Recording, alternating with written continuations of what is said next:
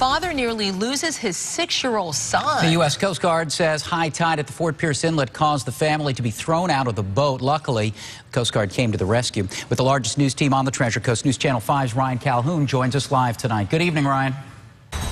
Good evening. There were 4 people that were on a 17-foot boat just before noon this morning on the Fort Pierce Inlet, which is just behind me here. As you can see, the water is very calm now. Very nice weather for boating, but this morning around 11:30, it wasn't. Coast Guard officials say there was outgoing tide and the waves were 7 to 9 feet high. This video was taken by the Coast Guard as they went out and saved a father and his 6-year-old little boy who were stranded in the water. The father told the Coast Guard that he couldn't find his son when the waves first threw the 2 of them out of the boat and started to fill their boat with water. Luckily, the 6-year-old was wearing a life jacket, and a member of the Coast Guard was able to pull him up safely.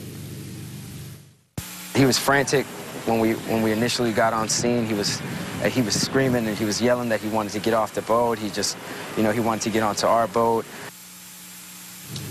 The child was the only one on the boat that actually had his life jacket. All 4 of them, the Coast Guard says, is lucky to be alive tonight. But one thing they really want to push to people out there is that if you're choosing to go out boating, especially as the summer starts to ramp up, you really want to make sure that you have all the safety equipment necessary on your boat. For now, we're live in Fort Pierce. I'm Ryan Calhoun, WPTV News Channel 5.